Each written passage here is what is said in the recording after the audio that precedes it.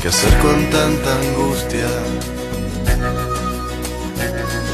por cosas no resueltas? Con toda esta energía casi siempre mal puesta.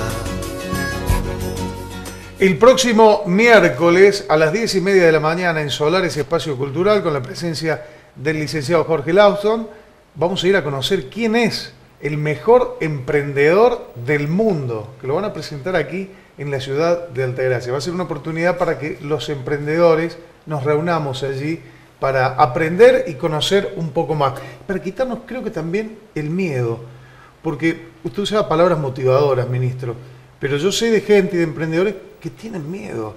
Yo tengo miedo de que me vaya mal, tengo miedo de que los pocos ahorros que conseguí se pierdan. ¿Qué se hace con eso? El miedo no es sonso. Y está bueno tener miedo, porque el miedo es lo que nos hace ser más precavidos, el que nos hace buscar los caminos, el que nos permite consultar a otros. No está mal tener miedo. Es algo natural del ser humano, ¿no? Ministro, cuando usted era chico, ¿qué quería ser cuando sea grande? Le preguntaban. ¿Usted qué quiere ser? ¿Vos qué querés ser cuando seas grande? ¿Usted qué respondía? La verdad es que cuando yo era chico yo quería ser príncipe. Ah, de chiquito quería ser príncipe. Y fui príncipe en el colegio, una obra de teatro que hicieron, y cumplí mi sueño, pero fue mi primer sueño. Pero de chiquito yo ya era un emprendedor, yo siempre lo voy a contar el miércoles, mi primer emprendimiento lo puse a los 7 años, cuando íbamos de vacaciones y yo descubrí que hacía unas plantas que se llaman mísperos, que les ponía unas patitas, unas cabecitas y unas manitos, y hacía caballitos, personas, perros, los ponía en una mesita y todos los turistas que pasaban por la calle donde estaba la casa que alquilaba mis padres me lo compraban. Y yo descubrí que era un buen negocio, entonces siempre estaba esperando que terminara el día para que los turistas volvieran y me lo compraran. 7 años y yo juntaba mi platita, que después lo que hacía era regalarle cosas a mi papá, a mi mamá. Pero ahí descubrí mi primer negocio. Y siempre fui generando cosas como la máquina de cortar el pasto y no sé las cosas que hice.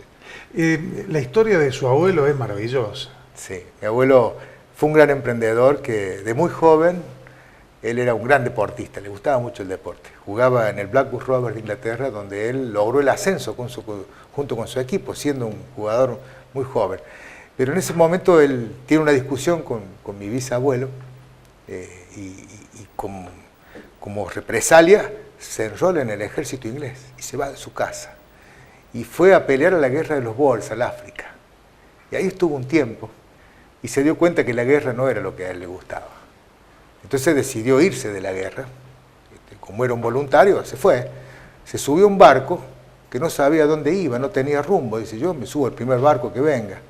Y tenía compañero de andanza un negro americano que también era voluntario del ejército, que se llamaba Bellamy. Y ese barco terminó en Buenos Aires, donde se bajaron y entraron como polizontes, no estaban registrados. Llegaron hasta Córdoba y él se fue a ofrecer a los ingleses del ferrocarril, porque no hablaba nada de español. Y allí empezó a trabajar como empleado del ferrocarril. Y en pocos años fue el jefe de los talleres del ferrocarril, pero era un amante del fútbol. Fue a jugar al Córdoba Athletic y se peleó un día con el secretario, porque era un viejo bastante, bueno, era joven en esa época, pero bastante bravo. Y de ahí se fue a Juniors, no hablaba en español, entonces decidió formar un equipo de fútbol en el ferrocarril con los ingleses. Y le puso a la camiseta los mismos colores que él tenía en su club de origen de Inglaterra, el Blackburn Rovers, azul y blanco. Y así nace la camiseta de Talleres, azul y blanco, que hay una anécdota muy rica. Cuando la manda a imprimir, la imprenta sale mal, y en vez de salir a azul, la hicieron en un bordó medio feo, un morado. Y la historia dice que la primera camiseta era morada. Pero no porque él quisiera, sino porque fue un error de imprenta. Y esa camiseta destiñó, porque la usaban todos los días, la lavaba el mismo, mi abuelo, el que lavaba las camisetas, las daba, el capitán, todo hacía... No era en estos tiempos. No. Y cuando destiñó, se hizo morada. Y muchas veces dicen que la camiseta alternativa de Taller era morada. No, era el destiñe. Resulta que el primer partido que juegan los ingleses, con un club de criollos que se llamaba Infantiles, ganó Infantiles 11-1. Perdieron los ingleses.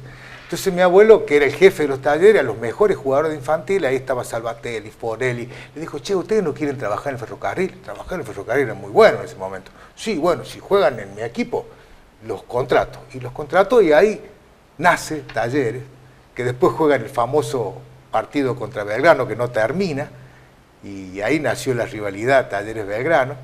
Bueno, y yo tengo el orgullo de decir que ese emprendedor que fundó Talleres, después fundó el Club Avellaneda, después fundó el Club Corsemar, era don Tomás Lawson, un inglés emprendedor. Me quedé pensando en don Tomás Lawson y la pelea con su padre, y a partir de ahí se hizo soldado, se fue de polizón, se subió en un barco, vino a la Argentina, sin nada. Nada. Y con la capacidad de hacer cosas distintas y de emprender y de renunciar a ciertas cosas, pero con la ambición como norte y con la capacidad de producir también cosas importantes. Digo, a veces la gente de antes, nuestro antepasado, se merece nuestro reconocimiento. ¿Con cuántas menos posibilidades técnicas, tecnológicas, de conocimiento fueron capaces de hacer tanto, no?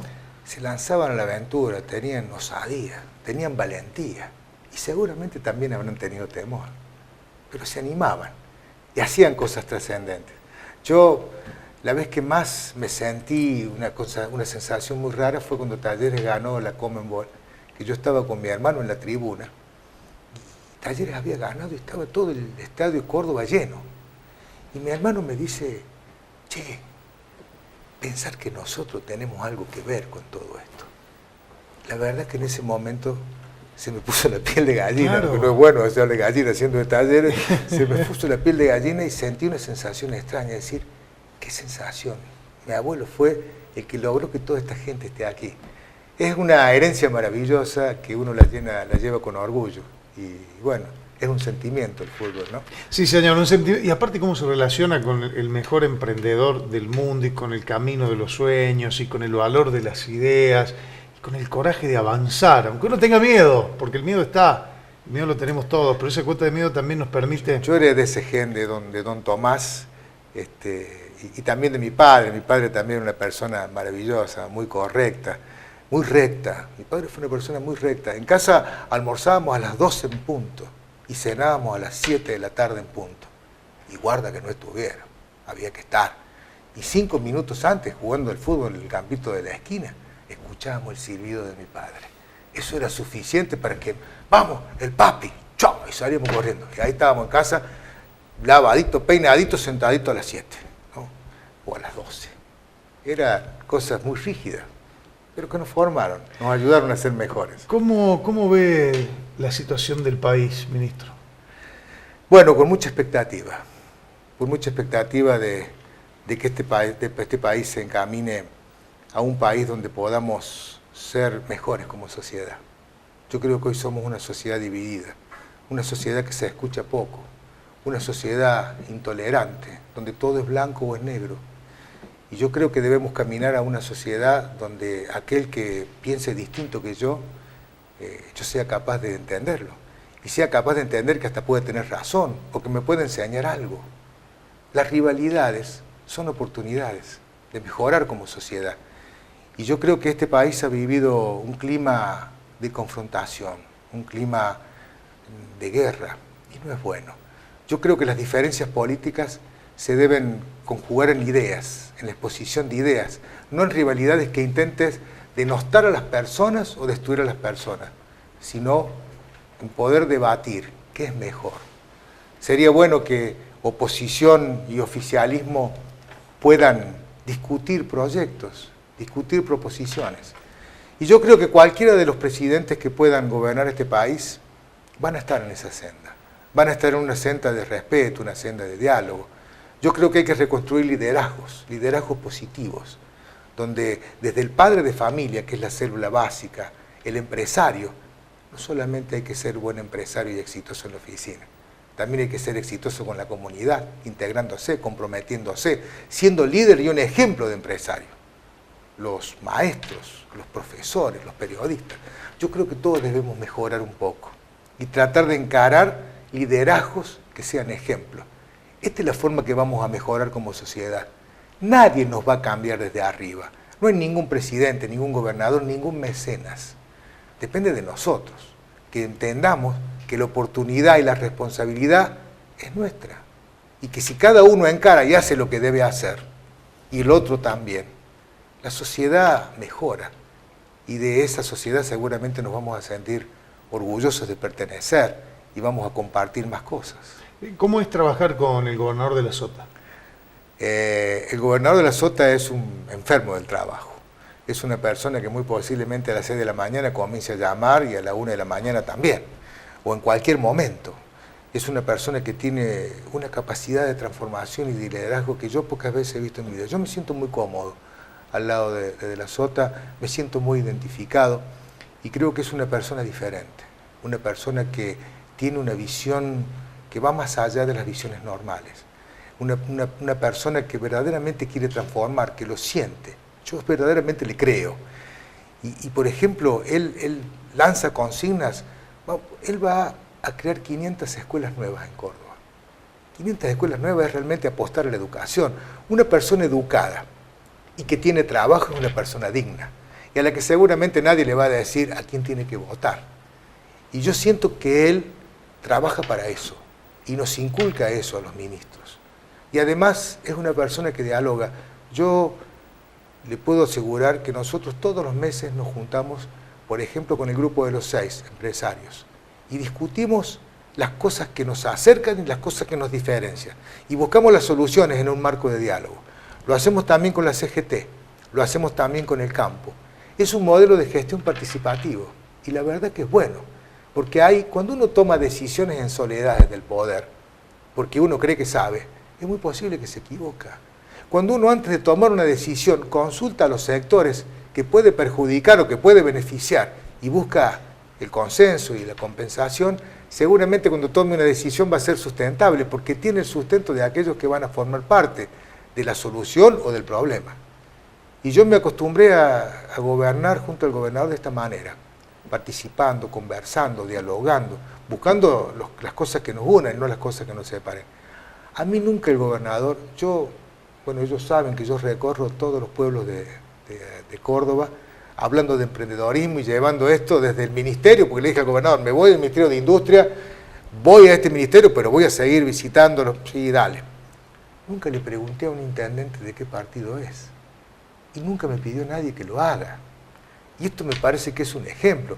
Poder gobernar sin estar discriminando si un intendente es de un partido o de otro, es lo que debe ser. Cuando fueron ahora las inundaciones en Sierras Chicas, nos pusimos a trabajar con todos los intendentes en el comité de emergencia. Y eran de todos los partidos. Y no hubo tampoco, vos sí, vos no, a este más, a este menos. Y esto yo lo veo, lo siento, a mí me pasa.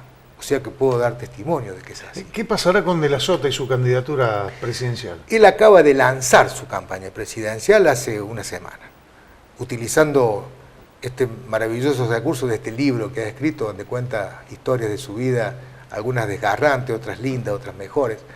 Y él va a tratar de ir mostrándole al país lo que él pretende hacer para Argentina.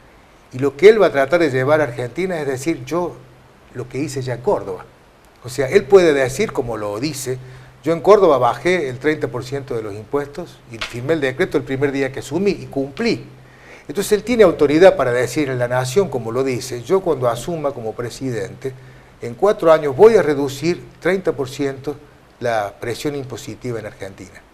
Los otros candidatos no lo han hecho, al contrario, lo han aumentado. Él ha creado un boleto educativo gratuito, que es una reivindicación que siempre pidieron los chicos, los estudiantes. Y en Córdoba, todos los maestros, todos los estudiantes y todos los que trabajan en los colegios viajan gratis. Eso es ponerle alas a la educación, eso es apostar al futuro. Y ahora el 1 de mayo estamos lanzando el boleto obrero social. Esto quiere decir que todos los trabajadores y empleados que ganen menos de 7.800 pesos van a pagar el 40% del boleto nada más. Y esto ayuda, ¿no? Son cosas que transforman. El plan Primer Paso, que es darle a los jóvenes la oportunidad de que vayan a aprender pagados por el Estado para que trabajen, no pagados por el Estado para que no trabajen, los subsidios a los que no trabajan. Nosotros acá subsidiamos el trabajo. También damos becas, premiamos el esfuerzo a los mejores promedios de los estudiantes secundarios. Esos mejores promedios se les paga una beca para toda la carrera hasta que la terminen. Pero ojo, ¿qué carreras? Las que tienen que ver con nuestra matriz productiva. Son las que mueven nuestra economía. O sea que orientamos la educación de nuestros jóvenes a lo que es nuestra economía. ¿A qué hora lo llaman por teléfono de la Sota? Y puede ser a las 6:30, a las 7. por ahí, 7 es un horario normal, 7:30 ya es medio tarde. Y no me extraña que un día a las 12 de la noche me mande un mensajito, ¿viste tal tema? ¿Qué opinas tal cosa? Y él es así, y le gusta. Y bueno, he encontrado un alma gemela, yo soy igual, a mí me gusta mucho y me compenetro y disfruto, yo disfruto lo que hago. Si uno no hace algo, las cosas con pasión, no sirven. Y yo donde estoy, hoy en la función pública o en la función privada, lo hago con pasión, lo hago con amor. Cristian, te felicito por el programa y por la presencia del licenciado Lawson. Estamos admirados por su saber. Gracias por estar en Altagracia. El miércoles que viene, Mirta Moreschi, que nos ha llamado, muchas gracias, televidentes que nos siguen permanentemente. En esta ciudad vive el ministro de Gobierno, el doctor Walter Sayegh, es de esta ciudad también el ingeniero Hugo Testa, 2 integrantes del gabinete. ¿Qué tiene para decirnos de ellos? Son 2 grandes amigos. Yo con Walter me divierto mucho, porque es una persona muy divertida. Y yo sé lo que él significa para aquí, pero Hugo Testa es un gran amigo. Alguien que junto con Norberto compartimos muchas cosas, compartimos cenas, compartimos experiencias juntos. O sea que son 2 personas que tengo una gran relación y un gran respeto, ¿no? Y me alegro mucho de que sean compañeros del ministerio. Ellos tienen mucha más experiencia política que yo, así que muchas veces hablo con ellos y les consulto cosas y han tenido siempre la humildad y la gentileza de responder y de darme algunas indicaciones. Hacemos la última pausa y yo tengo una duda y le voy a dejar para el final. Un hombre exitoso como usted, que se ha planteado tantas cosas y que lo ha conseguido y que ahora se ha transformado en un integrante de un gabinete de una de las provincias más importantes de la República Argentina y de ahora de un candidato presidencial. ¿Será lo que le falta cumplir a Jorge Lawson? ¿Cuál será ese objetivo personal, profesional, para lo cual estará pensando, ideando, imaginando o quizás ya trabajando? ¿Me lo va a contar en el próximo bloque? ¿Puede ser, ministro? Sí.